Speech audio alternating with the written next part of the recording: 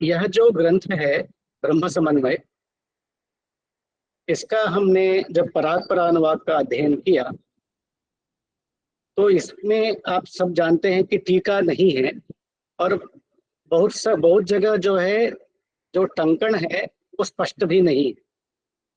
तो थोड़ा सा मुश्किल लगा, और विमल जी की सहायता भी मिली। बीच बीच में उनको तंग कर रहा था कि फोन करके करके कि क्या है क्या है।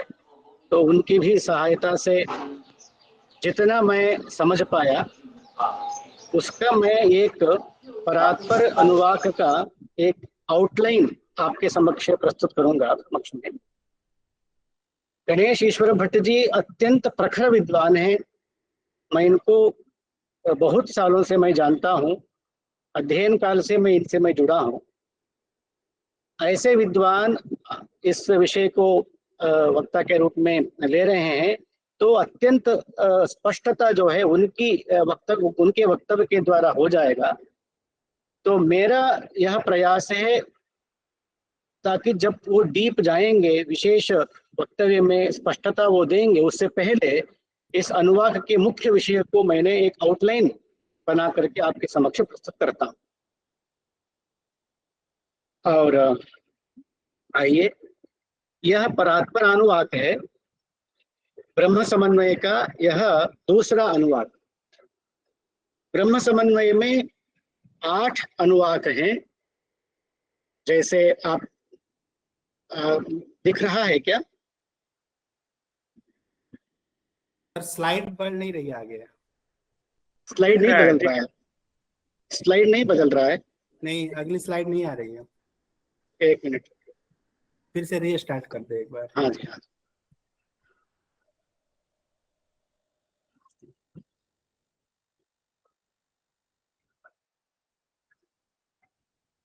अब दिख रही है क्या?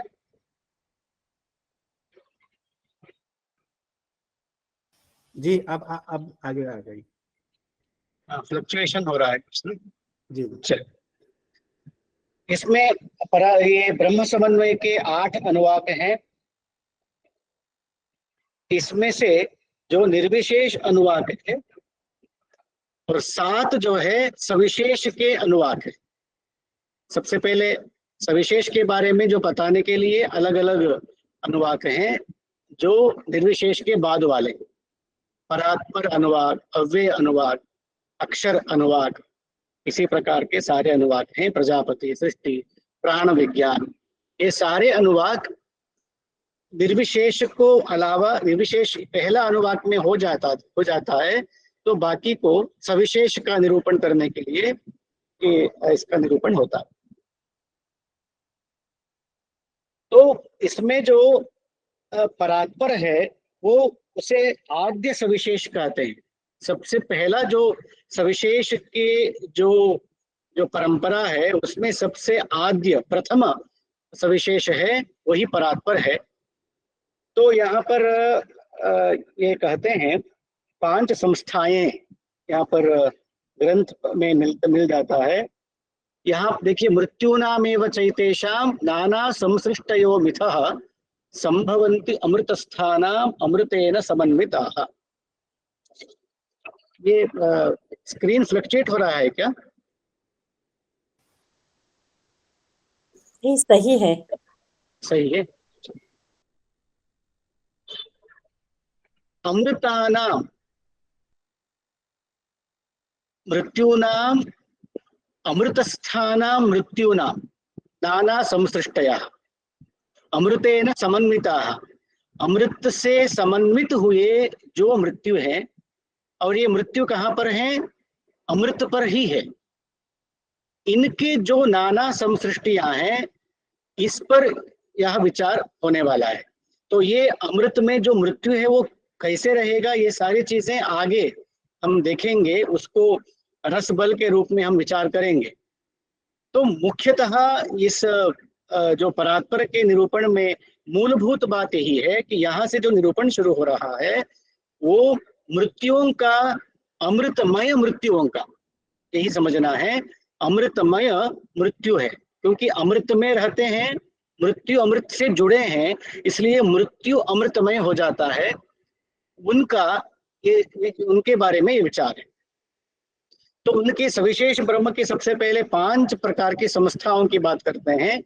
तो मृत्यु के साथ ब्रह्म की समसृष्टि हो जाती है, तो उसी हिसाब से 5 प्रकार की संस्थाएं हैं। जैसे आदि सृष्टि, परा सृष्टि, भूत सृष्टि, उत्तर सृष्टि और अनुग्रह सृष्टि है। इसी के अनुरूप में जो पुरुष भी ब्रह्म भी इस प्रकार का उसका ये बन जाता है। परात्पर पुरुष है, पुरम है, यज्ञ है, विराट है। यहाँ आदि सृष्टि ही, परा सृष्टि ही, भूत सृष्टि तथोत्तर अनुग्रहश्चेति भेदात् सृष्टयः पंचधा उदिताः। इसी में ब्रह्मणः पंच संस्थाः स्युः पंच संसृष्टि भेदता। ये जो 5 सृष्टियां हैं, इसी 5 सृष्टि के अनुसार ब्रह्म के भी 5 प्रकार के भेद हैं। तो ये भेद हम लोगों ने यहाँ पर परात्पर, पुरुष, पुर, यज्ञ और विराट के रूप में देख लिया। ये जो नामकरण है, इसके पीछे मैं एक बार विमल जी से चर्चा कर रहा था कि ये इसका क्या मतलब, कैसे ये सब दे दिया है, कैसे नाम आ गया है। तो चर्चा से कुछ तो चला, बहुत बार उनको फोन करके विचार व्यक्त किया। तो मेरा अभिप्राय यह है कि जो पुरुष सूक्त में ये सारी चीजें आ रहे हैं, पादोस्य विश्वाभूतानि, तो जो विश्व है विश्व की बात आगे आ जाती है। पादोस्य विश्वाभूतानि त्रिपादस्यामृतम दिवि तस्मात् क्या है, भूतानि त्रिपादस्यामृतम दिवि,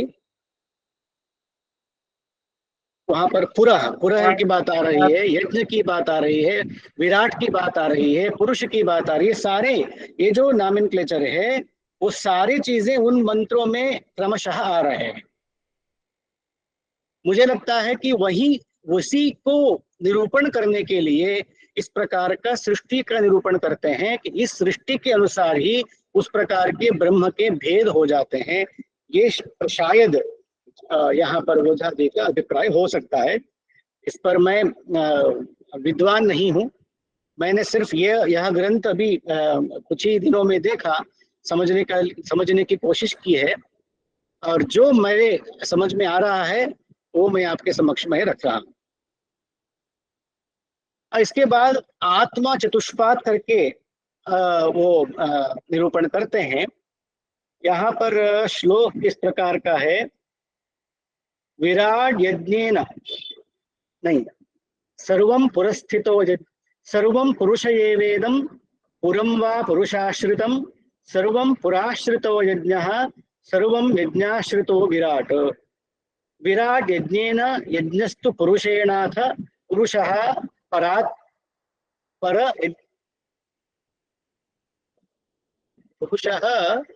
परात्परेण आत्मान्वी रसेन तु परात्परः। तो ये 2 श्लोक है, इसका मैं समझने के लिए थोड़ा प्रयास किया तो मुझे ये लग रहा है, देखिए, एक तो पुरुष जो है वो सभी का आश्रय पुरुष है, क्योंकि कहते हैं सर्वम पुरुष ये वेदम, ये कहते हैं। आगे जा करके ऐतदात्मविदम सर्वम की भी बात वो स्पष्ट करने वाले हैं। तो इसी के आधार पर हम लोग यदि देखते हैं तो पुरुषः सर्व ये वेदम का मतलब है सभी का आश्रय हो गया पुरुष। इसलिए हम नीचे से जब देखते हैं कि आश्रय के रूप में पुरुष सभी का आश्रय है, और उस पुरुष में पुर है, पुर आगे जो 2 यज्ञ और विराट के आश्रय होते हैं, यज्ञ विराट का आश्रय है। इस प्रकार जो है आश्रय परंपरा नीचे से ऊपर तक हम देख सकते हैं। इसी के आधार पर उन्होंने कहा सर्वम पुरुष ये वेदम पुरम व पुरुषाश्रितम पुरा। तो इसी से ये कहते हैं सर्वम पुरश्रितो यज्ञ सर्वम यज्ञश्रितः विराट। तो यज्ञ में विराट आश्रित हो जाता।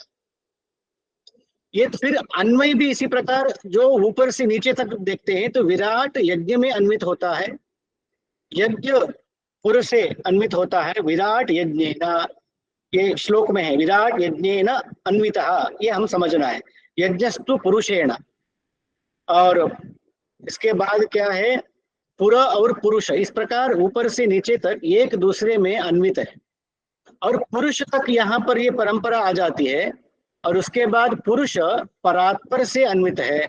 और परात्पर जो है, क्योंकि वो सविशेष है, रस केवल रस, बल रहित, बल निरपेक्ष जो केवल रस है वही निर्विशेष है। अतः यह परात्पर रस में रसेन अन्वित है, ये हम समझना चाहिए। यही इन दोनों श्लोकों में बुझा जी स्पष्ट किए हैं, ऐसा मुझे समझ में आ रहा है। इसलिए कह रहे हैं कि जो सविशेष की जो व्याख्या करते हैं, केवल रस है वो निर्विशेष है, और वही रस सर्वबलोपेत हो जाता है तो उसे सविशेष कहा जाता है। रसः सर्वबलोपेतः सविशेष इति स्तुतः, ऐसे यहाँ पर कहते हैं। तो वहां पर कहते हैं कि परिच्छेद भेदात ब्रह्मणः त्रैविध्यम, तो ब्रह्म तीन प्रकार के हैं। कैसे? परिच्छेद के अनुसार। तो ब्रह्म के किस प्रकार तीन भेद हुआ है? विश्व, विश्वेश्वर और विश्वातीत, इस प्रकार के तीन भेद हुए। विश्व, विश्वेश्वरः और विश्वातीत। तो ये तीनों सविशेष के ही तीन भेद हैं, क्योंकि निर्विशेष तो एक ही है, वहां पर कोई भेद नहीं है। जहां पर भी आपको भेद करना है वो किसी न किसी उपाधि के आधार पर ही भेद संभव है। निर्गुण में कोई भेद संभव नहीं है, अतः निर्विशेष में भेद संभव नहीं है। अतः उसे सविशेष बनाने के लिए बल का प्रयोजन होता है। तो जो सर्व बलोपेत जो निर्विशेष रस है, उसे जो सविशेष जब कहते हैं, उसी सविशेष के इस प्रकार के तीन हम भेद करते हैं, विश्व, विश्वेश्वर और विश्वातीत। इसमें देखेंगे तो दोनों अव्यय है, विश्व भी अव्यय है और विश्वेश्वर भी अव्यय है।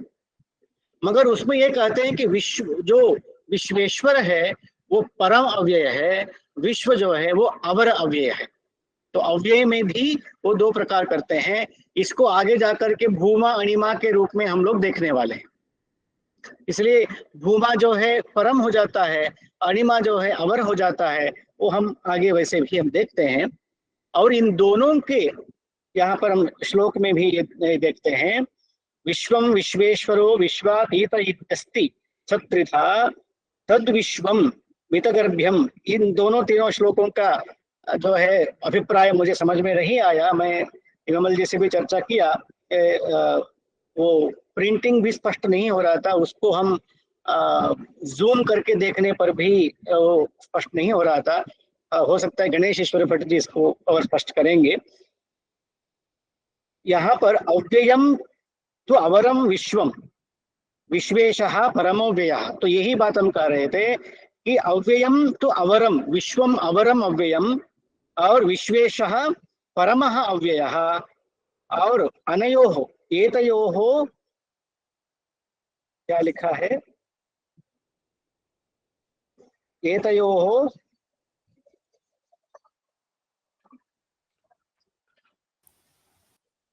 पौरुषम रूपम पौरुषम, यस, एतयोः पौरुषम रूपम विश्वातीतम परात्परम। यह दो है।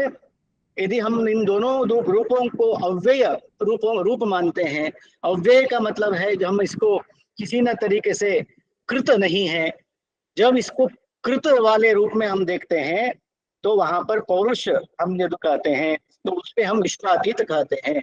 वयोः पौरुषम रूपम, सही है, यहाँ हमने इसको लिख दिया, इसे हम विश्वातीत कहते हैं। इस प्रकार सविशेष का तीन प्रकार, ब्रह्म का तीन प्रकार के परिच्छेद भेद से हमने भेद देख लिया।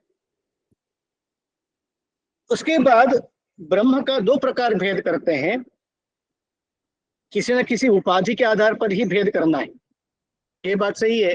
और इससे पहले जो हम तीन भेद किए थे वह क्या कहते हैं, परिच्छेद के आधार पर किए थे, और यहाँ पर धर्म के आधार पर कर रहे हैं, जो वही है निर्धर्मक और सर्वधर्मोपपन्नम।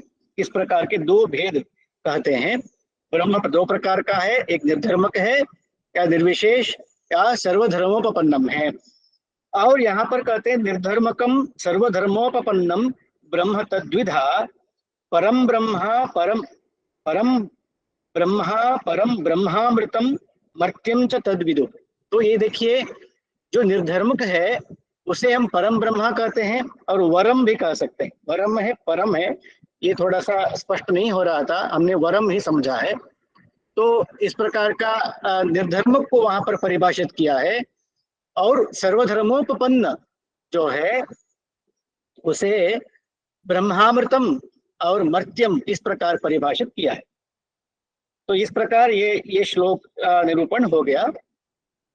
दो प्रकार ब्रह्म भेद, ब्रह्म के दो प्रकार के भेद हो गए। क्षमा करेंगे, दिल्ली छोड़ने के बाद 2-2.5 साल हो गए। हिंदी बहुत पहले भी नहीं आती थी मुझे, महानंद जी जानते हैं। अभी और अभ्यास कम होने के कारण दोष संभावित हैं, आप क्षमा करेंगे।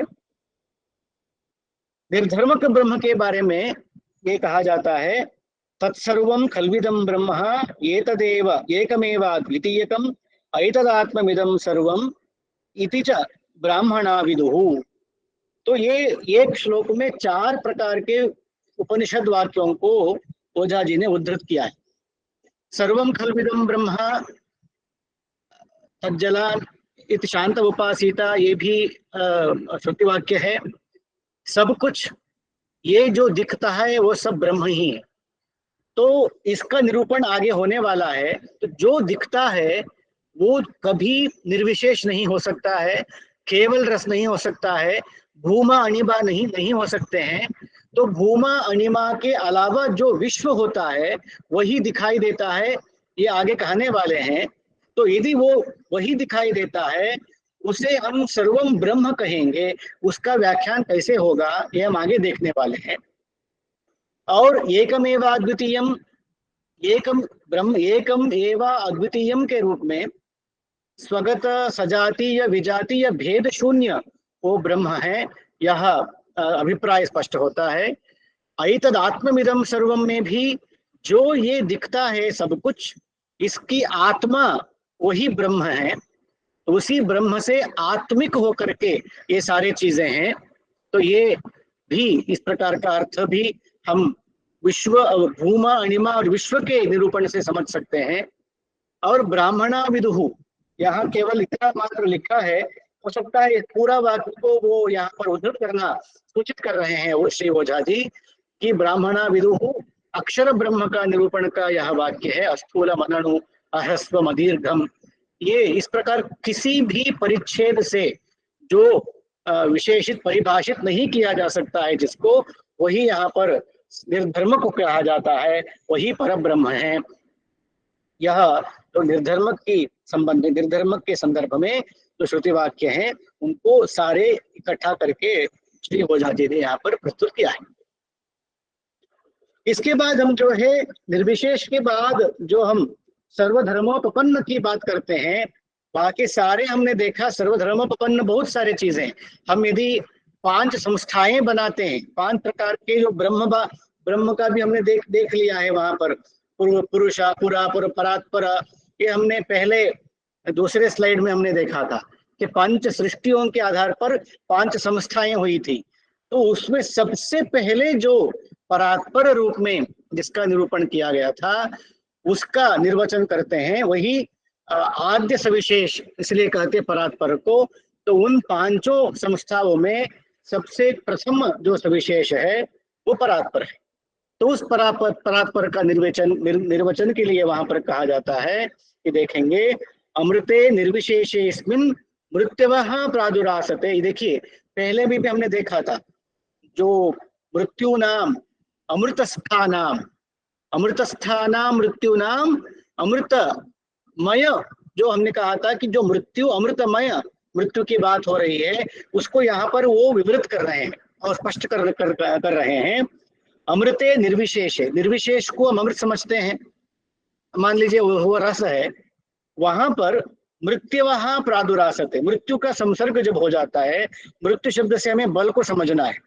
असंख्य अनंत बल होते हैं और उस बल का रस रूपी जो निर्विशेष से जब संबंध होता है तो ते मृत्युवः अमृतमयाः मृत्युवः, यही हम यहाँ पर देखते हैं। अमृतमयाः मृत्युवः, अमृतः जो रस है, उसके बाद हम जो है मृत्यु का अमृत रस और मृत्यु बल, इन दोनों का जब संसर्ग हो जाता है तो एक त्रिवेणी स्वरूप में त्रिवेणी तीर्थ बन जाता है, वही अमृतमया मृत्यु है। तो यहीं पर ये जो परिभाषा है अमृतमय त्रिवेणी तीर्थ करके, श्री ओझा जी का ही ये परिभाषा है। ये देखेंगे ते मृत्युवः अमृतमयाः ततोप्येकः परात्परः, नहीं सर्वोप्येकः, इस प्रकार सभी कुछ जो है परात्पर ही है। देखेंगे क्षेत्र मावाप संपन्न है ना, न क्षेत्रमेव नावापः त्रिवेणी तीर्थमस्ति क्षेत्रमावाप संपन्नम त्रिवेणी तीर्थमिष्यते। क्षेत्रम आवापः, इसको त्रिवेणी को सबसे पहले यदि समझते हैं, देखिए हमने वहां कोशिश किया गंगा यमुना का जो त्रिवेणी है उसको हम दिखाएंगे, तो वो इतना अच्छा समझने के लिए चित्र नहीं मिल रहा था, इसलिए हमने देवप्रयाग का त्रिवेणी को हमने यहाँ दिखाया। देखिए एक तरफ से भागीरथी जी आ रही है और दूसरी तरफ से आ रही है अलकनंदा जी, दोनों का जो मेलन हो जाता है, मेलन होने के बाद जिसे हम गंगा जी कहते हैं, है ना, तो त्रिवेणी तीर्थ कहते हैं उसे भी। तो उसी प्रकार क्षेत्र और आवाप, जब सारे क्षेत्र होते, खेत में जब तक आपने खेती नहीं की, बीजावाप नहीं किया, वो केवल क्षेत्र है। और बीजावाप करने के लिए बल की आवश्यकता है, तो यही क्षेत्र में रस होता है। इसको समझने के लिए बहुत अच्छा उन्होंने ओझा जी ने दृष्टांत दिया, क्षेत्र और आवाप का ये दृष्टांत दिया। जो रस है, उपज है, जो कुछ भी है वो क्षेत्र में होता है, और उसमें बलपूर्वक क्रियापूर्वक जो है बीज आवाप होता है। तो वहां पर रस और बल का जो है संगम हुआ, तो उसके बाद जो विशिष्टता है, क्षेत्र बीज का जो विशेष वैशिष्ट जो हो जाता है वो त्रिवेणी बन जाता है। वहां पर जो है जो फल जो फलीभूत हो जाता है, उग जाते हैं, जो धान के जो पौधे हैं या सस्य हैं वो उग जाता है, उगता है। तो ये ओझा जी का जो मैंने समझा है अत्यंत अर्थ सारगर्भित दृष्टांत है। क्षेत्र और आवा, क्षेत्रम न क्षेत्रमेव ही, न क्षेत्रमेव न आवापः त्रिवेणी तीर्थमस्ति। सिर्फ क्षेत्र को त्रिवेणी नहीं बोलते हैं,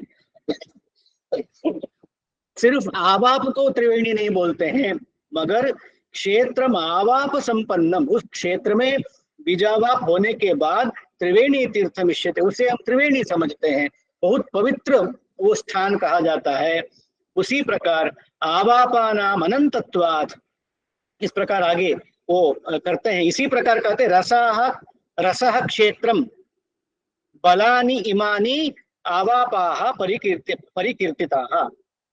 तो स्पष्ट कर रहे हैं, क्षेत्र हो गया रस, बहुत सारे जो बल हैं वो हो गए, जिसे हम मृत्यु शब्द से समझ रहे थे इससे पहले, वो हो गए बल, और वही जो है आवाप के स्थान पर आ जाते हैं। जब ये दोनों मिल जाते हैं, उस बीज को यहाँ से रस मिल जाता है और वो सस्य बन जाता है, यही त्रिवेणी तीर्थ कहा जाता है। इस प्रकार रस और बल के संबंध ये संसर्ग से परात्पर रूप आद्य सविशेष का यह निष्पन्न, ये आद्य सविशेष निष्पन्न हो जाता है। यह इस इन दो ही श्लोकों से समझ में आता है। बहुत सारी चीजें हैं, मैं ज्यादा नहीं डीप में नहीं जा रहा हूँ, केवल आपको आउटलाइन दे रहा हूँ। जहाँ कुछ भी स्पष्टता है वो मुझे लगता है गणेशेश्वर भट्ट जी मेरे से भी ज्यादा अत्यंत वो क्लैरिटी आपको दे सकते हैं। मैं ऐसे ही नहीं इनकी प्रशंसा करता हूँ, मेरे अत्यंत प्रिय हैं गणेशेश्वर भट्ट जी, और मैं इनको बहुत सालों से जानता हूँ, अच्छे परिनिष्ठित विद्वान हैं। मेरा अत्यंत आनंद हो रहा है कि हमारे शंकर शिक्षायतन में भी गणेशेश्वर भट्ट जी हमारे साथ जुड़ गए हैं। इसके लिए शंकर शिक्षायतन के हमारे आदरणीय सहयोगियों को मैं अभिनंदन करना चाहता हूँ। इसके बाद देखिए परात्पर को ये कहते हैं, आगे हमने देखा ना जो ऐतदात्म्यम इत्यादि जो वहां पर विचार किया जाता है, इस श्लोकों को मैं यहाँ पर उद्धृत किया हूँ। सर्वधर्मोपपन्नोयम, परात्पर के बारे में यह निरूपण कर रहे हैं। सर्वधर्मोपपन्नोयम सर्वज्ञः सर्वशक्तिमान सजातीय विजातीय भेद शून्य परात्परः।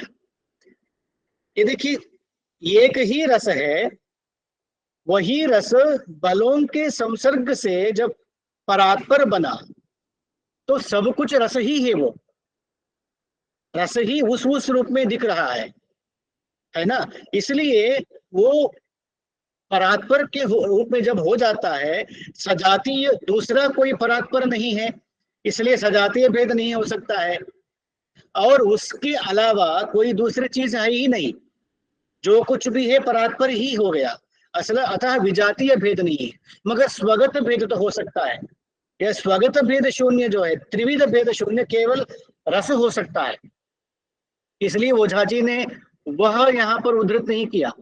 सामान्यतः हम परब्रह्म का, निर्गुण निर्विशेष परब्रह्म का उपनिषदों में जब हम विचार करते हैं, वो त्रिविध भेद शून्य करके विचार करते हैं, स्वगत भेद, सजातीय भेद और विजातीय भेद, है ना। जैसे एक वृक्ष है, वृक्ष में शाखा है, पत्र है, पुष्प है, फल है, इन इत्यादियों के जो अपने में ही जो भेद है उसे स्वगत भेद कहते हैं। और एक वृक्ष आम्र वृक्ष है, दूसरा पनस वृक्ष है, इस प्रकार सजातीय भेद है। और पत्थर से, अन्य प्राणियों से जो कुछ भी है उसे हम विजातीय भेद कहते हैं, है ना। इस प्रकार तीन प्रकार की भेद हम निरूपण करते हैं उपनिषद शास्त्र में।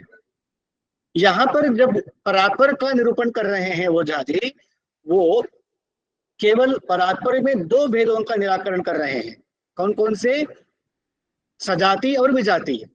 सजातीय विजातीय भेद शून्य परात्परः।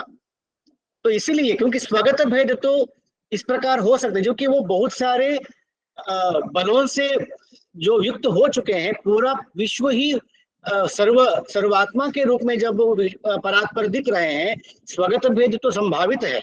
अतः स्वगत भेद का निराकरण नहीं कर रहे हैं, केवल सजातीय और विजातीय भेद का निराकरण तो कर रहे हैं। इसलिए कहा जाता है, अगले श्लोक में देखेंगे, भिन्नेषु अभिन्नः, क्योंकि रसरूप में अभिन्न है। सर्वेषु विराट्सु, जब सब कुछ रूप में जो दिखता है वो विराट हो जाता है, और वो भेद है, मगर वो भेद किस आधार पर बना? रस और बल के संसर्ग से बना। रस और बल का संसर्ग ही परात्परता है असल। अतः भिन्नेषु अभिन्न है परात्पर, और भेद जो है विराट में हो रहा है। सर्वात्मा होने के बाद भी, सर्वात्मना अनेक बलों से संसर्ग होने के कारण सर्वात्मा भी हो रहा है, अनेक भी हो रहा है, फिर भी सभी का मूलभूत आधार होने के नाते ऐकात्म्य भी हो रहा है। यही परात्पर सबके लिए आत्मा है, इसलिए ऐतदात्म्यमिदं ऐकात्म्यम, सभी के लिए एक ही परात्पर आत्मा है। इस प्रकार हम इसको समझ भी सकते हैं। चलिए मैं और जल्दी स्किप करता हूं, आपको और भी दो वक्ताओं से, अच्छे वक्ताओं से सुनना है। परात्पर के भेद को हम थोड़ा सा समझाने के लिए ये बनाए हैं। भूमा अणिमा और विश्व के रूप में परात्पर का भेद श्री ओझा जी ने निरूपित किया है। देखेंगे श्लोक इस प्रकार का है, भूमा अणिमा च विश्वं च त्रिधा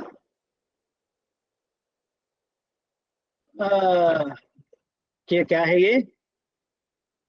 त्रिधा आत्मा परात्परः हो सकता है, त्रिधा आत्मा परात्परः।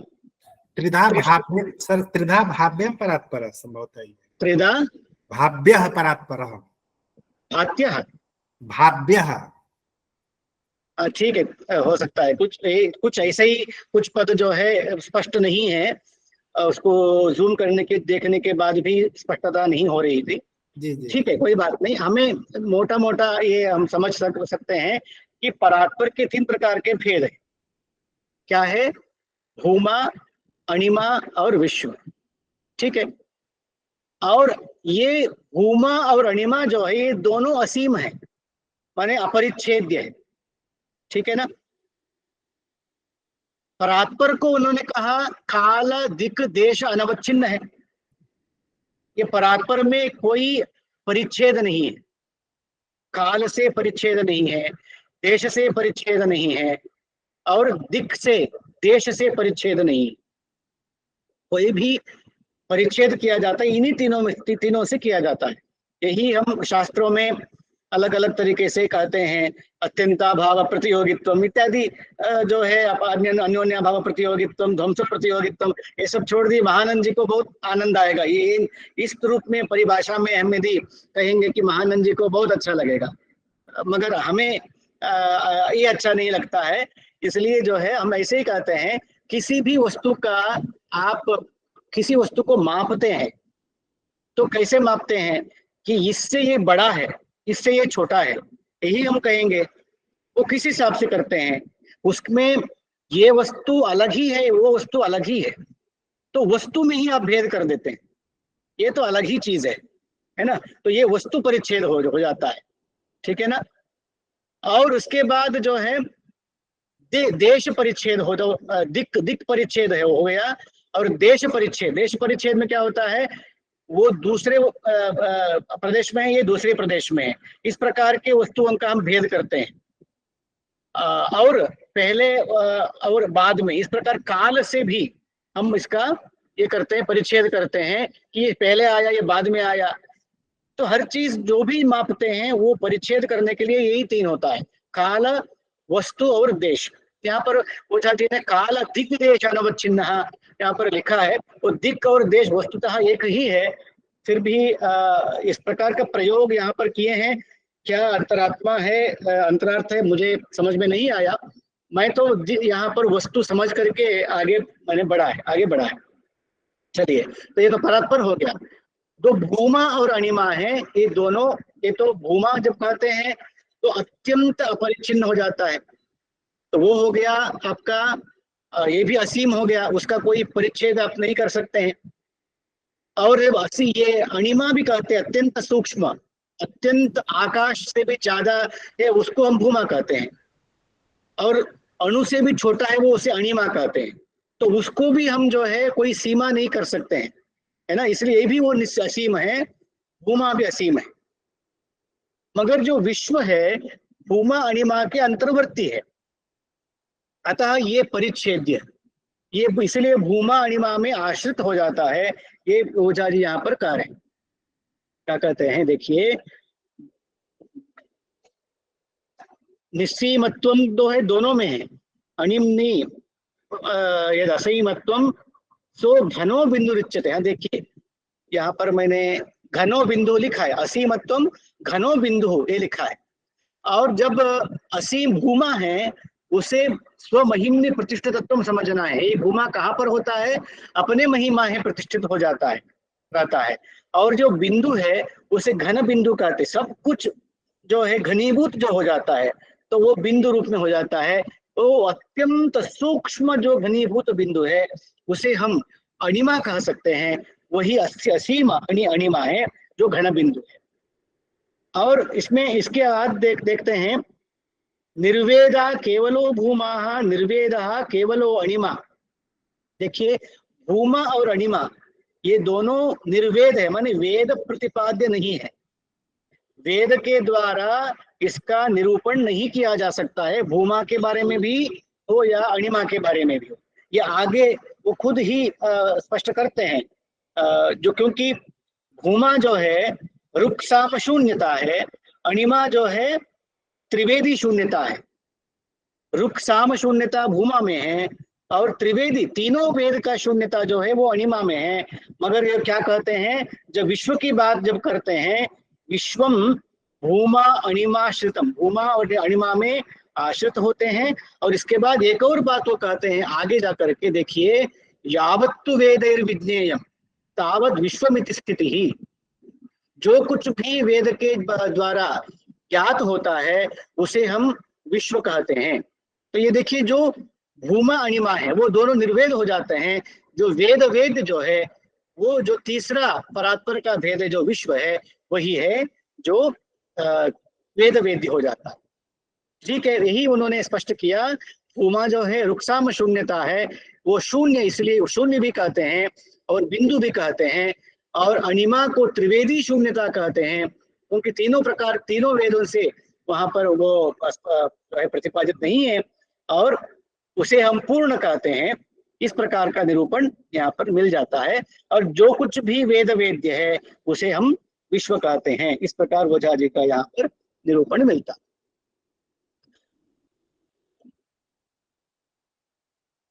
अच्छा, ये थोड़ा पहले आ गया, बाद में कहता हूँ। जो विश्व है उसको तीन प्रकार के कहते हैं, सत्ता, भानम, प्रतिष्ठा। ये क्यों कहते हैं ये मैं कहने वाला कहता हूँ आगे से। विश्व को सत्तो उपलम्भ या उपलाभ कहते हैं, क्योंकि वेद वेद्य है।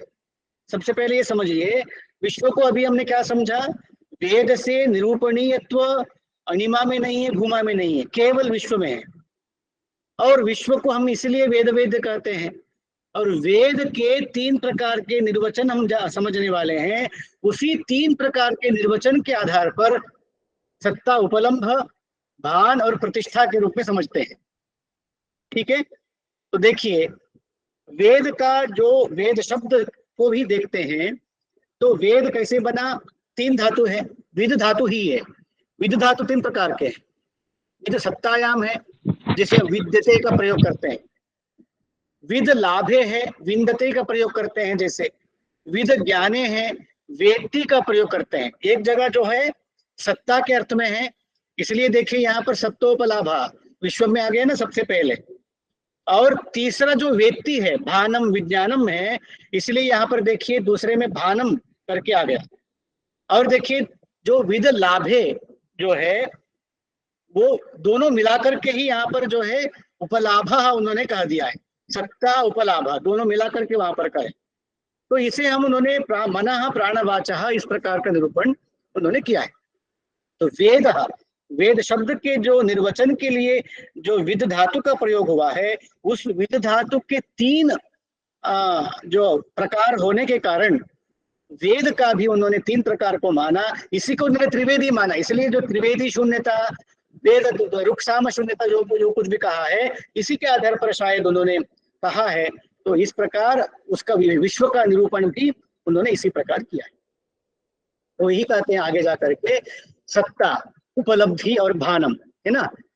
तो सत्ता में वो कहते हैं अमृते मृत्यु, ये सब श्लोकों में निरूपण है, आगे के वक्ताओं के द्वारा स्पष्ट हो जाएगा। सत्ता को कहते हैं अमृत में मृत्युओं का होना, ये सत्ता है। और मृत्युओं में अमृत का होना, ये भानम है। ठीक है ना। और केवल उपलब्धि जो है वो आत्मानंद है, विश्ववेद है, उसी को कहते हैं रस बल अनपेक्ष जो है ये उपलब्धि हो जाती है। केवल जो है उपलब्धि मात्रता है, आनंद रूपता है, उसको उपलब्धि आत्मानंदा विश्ववेदा इस प्रकार उन्होंने गिना है। बल अनपेक्षम जो भानम जो है कि बल के निरपेक्ष हो जाता है, तो भूमा अनिमा में ये भानम हो जाता है। तो इस प्रकार वहां निरूपण करते हैं। ये आगे के वक्ताओं के द्वारा स्पष्ट हो जाएगा मेरे ख्याल। विश्व में भूमा अनिमा का अनुग्रह की बात है। मैं बहुत सारी चीजों को मैं छोड़ रहा हूँ समय के अनुसार।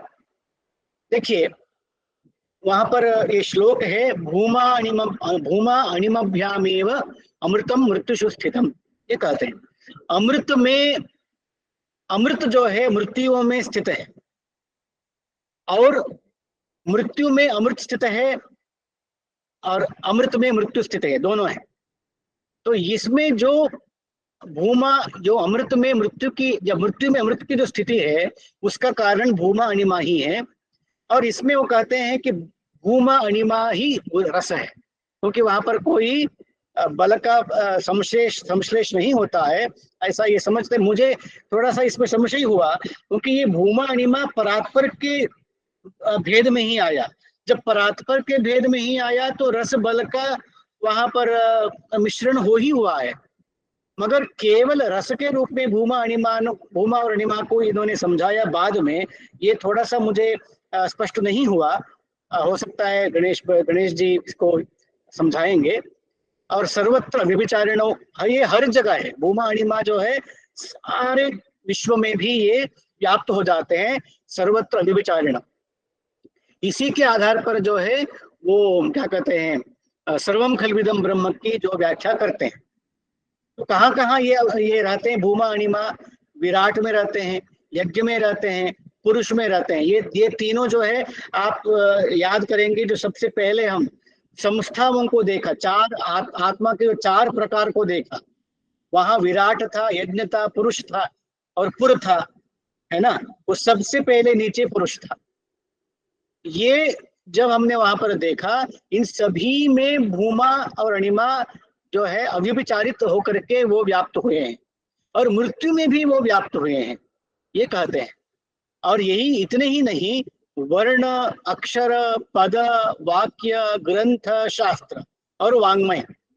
देखिए, सबसे ये अणिमा से भूमा तक की जो यात्रा है, सबसे छोटा वर्ण है, अक्षर है, वर्ण से अक्षर बना, है ना, जो स्वर और व्यंजन को जोड़ दिया तो अक्षर बना, मान लीजिए। उनमें वर्णों को जोड़ करके जो है पद हुआ। तो पूर्व जो है वो उत्तरवर्तियों से छोटा है ना। तो इसलिए पूर्व अणु है, उत्तरोत्तर जो है वो भूमा है। तो भूमा जो है पूर्व अपने अणिमा में व्याप्त है। इस प्रकार हमें इसको समझना है। वर्ण, अक्षर, पद, और पदों को जोड़ते हैं तो वाक्य है, और वाक्यों को जोड़ते हैं तो ग्रंथ बन जाता है, और ग्रंथों को अलग अलग बहुत सारे ग्रंथों को प्रणयन करते हैं, एक शास्त्र बनता है, अनेक शास्त्रों को लेकर के एक वाङ्मय बनता है ना। तो ये सारी चीजें परस्मिन अव्यये भूमनि, तो सब चीज कहाँ पर है, परम जो भूमा है, परमात्मा है, उसी भूमा में सब कुछ अन्वित है।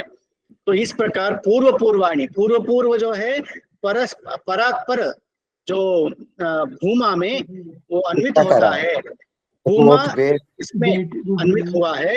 इस प्रकार यहाँ पर निरूपण मिलता है।